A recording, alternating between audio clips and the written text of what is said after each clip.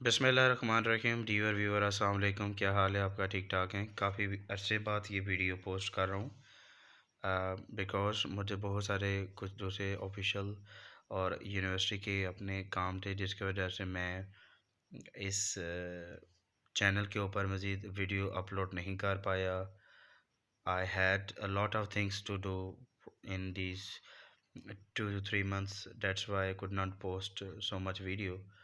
But I was thinking I should do more things to update, to provide it to my followers and to other ones who are willing to receive this information relevant to the job or the university admission.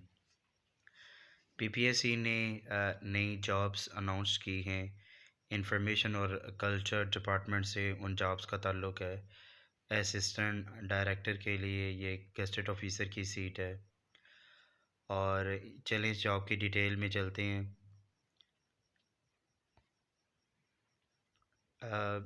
मैंने उस advertisement काफ़ी बड़ा था ये, इसमें तकरीबन 90% जो job थी वो MBBS डॉक्टर की थी, और ये मुझे उसमें से डिफरेंट नज़र आई है, वो मैंने निकाल ली।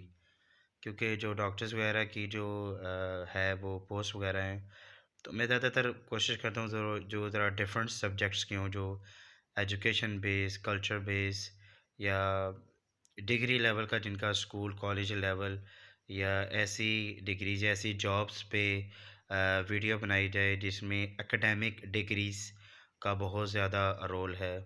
तो ये इंफॉर्मेशन और कल्चर डिपार्टमेंट से रेलिवेंट जो सीटें की 4 पोस्टें हैं।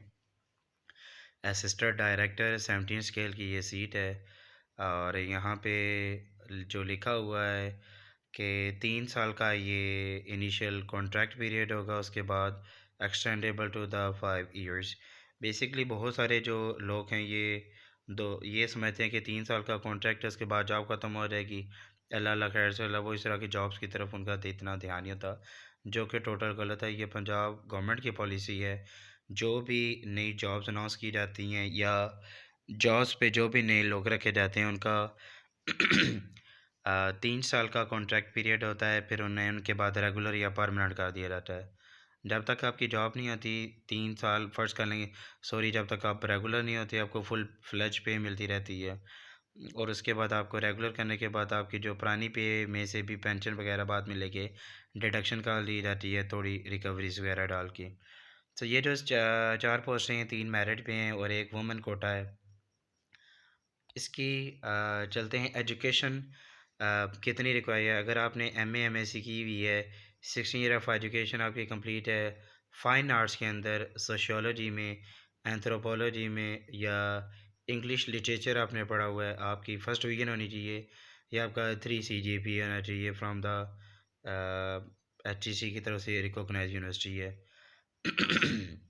और with 3 years practical relevant experience after prescribe qualification. मतलब ये है कि अगर आपने MA इंग्लिश सोशियोलॉजी में मास्टर करने के बाद आपने किसी अदारे में 3 साल के लिए काम किया है इस रेलिवेंट फील्ड के ज़रिए, जैसे कि कहते हैं experience in private entities shall be accepted if such entities registered with the SEC पे रजिस्ट्रार और फेम्स और एनी रेगुलर अथॉरिटी। अगर आपने इस एजुकेशन के बाद किसी ऐसे ऑर्गेनाइजेशन जो कि वैलिड है, जैसे ये आल आर्ट और कल्चर और इंफॉर्मेशन रेलिवेंट का काम है, गवर्नमेंट के अगर कोई ऐसे प्राइवेट इदारे काम कर रहे हैं जिन पे आर्ट का इंफॉर्मेशन कल्चर रेलिवेंट अगर कोई काम हो रहा है, तो वो भी एक्सेप्टेबल है। सॉरी। इसके लिए जो सिलेबस है, आप जो PPSC में टेस्ट देंगे, 100 मार्क्स का वो टेस्ट होगा, और 90 मिनट्स आपको दिए जाएंगे, यानी कि 1 घंटा और 30 मिनट्स टोटल MCQs बेस होगा।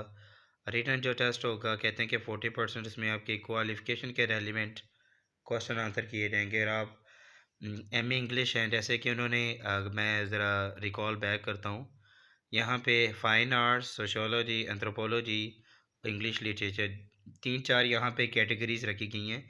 उस कैटेगरीज़ के हिसाब से सम टाइम पेपर ऑर्गेनाइज़ किए जाते हैं। एक बंदा जिसने MA इंग्लिश किया हुआ है, तो डेफ़िनेटली उसे फ़ाइन आर्ट्स की चीज़ों का इतना इन्फॉर्मेशन नहीं होगी, तो फिर उनका पेपर अलहदा से होगा। होगा उन्हीं के साथ कटा होगा। वैसे जब आप टेस्ट देने जाएँगे आपको समझ आ जाएगी, वहाँ पे लिखा होगा कि ए पेपर इनके लिए है, बी पेपर इनके लिए है, सी इनके लिए है। सो जैसे कि एमएससी बायो है, अगर फ़र्ज़ कर लें वो भी इसमें रख देते तो उसमें तो फाइन आर्ट्स का कोई भी काम नहीं है।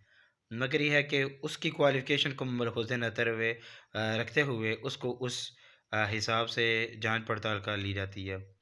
60% में general knowledge including Pakistan study, current affair, geography, basic math, English, Urdu और एवरीडे साइंस और कंप्यूटर स्टडीज़ के जो इन्फॉर्मेशन है वो आपसे पूछी जाएगी।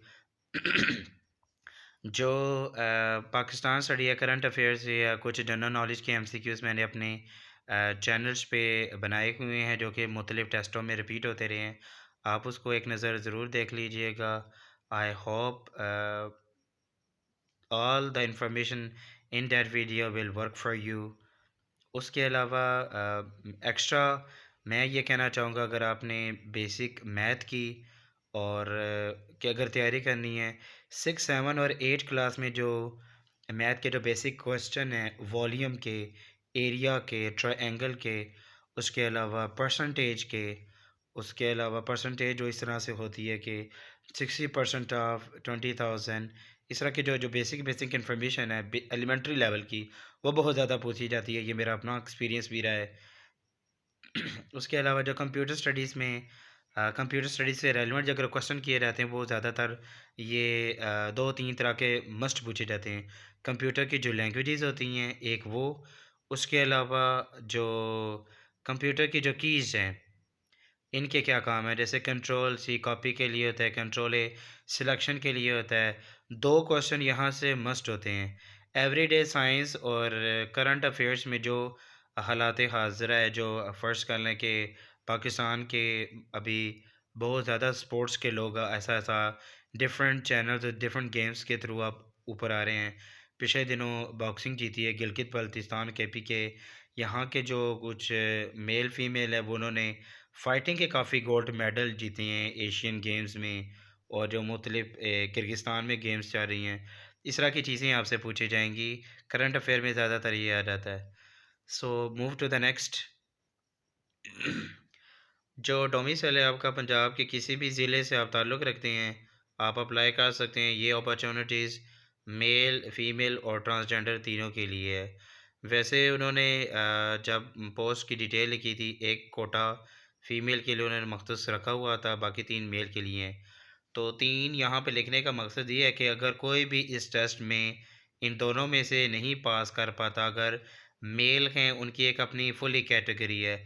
अगर कोई फ़ीमेल पास नहीं करती है, टेस्ट देने के लिए नहीं आती, और उसके अपोज़िट अगर कोई ट्रांसजेंडर है, उसने टेस्ट दिया है, क्लियर कर लिया है, तो उसको सीट पर रख लिया जाता है।